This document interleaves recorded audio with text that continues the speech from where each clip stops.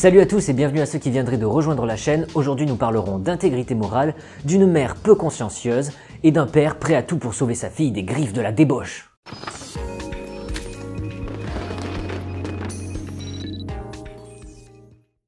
Nous sommes dans les années 50 et une adolescente du nom de Daisy est considérée comme étant en danger moral auprès de sa mère, Liliane, car celle-ci l'associait à sa vie sentimentale. En gros, elle lui faisait plus ou moins tourner ses amants. Par ailleurs, le père, Walter, qui ne vit pas avec eux, vous l'aurez compris, est interdit d'accès à leur logement en vertu d'une ordonnance de non-conciliation. Mais bon, Walter n'apprécie pas trop ce qui se passe sous ce toit, du coup, tel un vrai bonhomme, il s'y rend quand même afin de chasser deux hommes qui étaient présents et de corriger sa fille. Il sort ensuite du logement, il n'y sera finalement resté que pour accomplir ce qui est selon lui son devoir de père. Mais bien sûr, Liliane, la mère, n'est pas contente et elle assigne Walter en justice devant la juridiction pénale en raison de son non-respect de l'ordonnance de conciliation qui, on le rappelle, lui imposait de ne pas pénétrer dans le logement. Les juges de la cour d'appel de Colmar étaient donc confrontés au problème de droit suivant. La protection de l'intégrité morale d'un enfant justifie-t-elle le non-respect d'une ordonnance de conciliation interdisant l'accès au logement de la mère au père? Et le 6 décembre 1957, les juges répondent de façon positive. Plus précisément, ils viennent affirmer que le préjudice causé à la société et à la mère est moindre que les suites fâcheuses qui pouvaient résulter d'agissements capables de pervertir sa fille.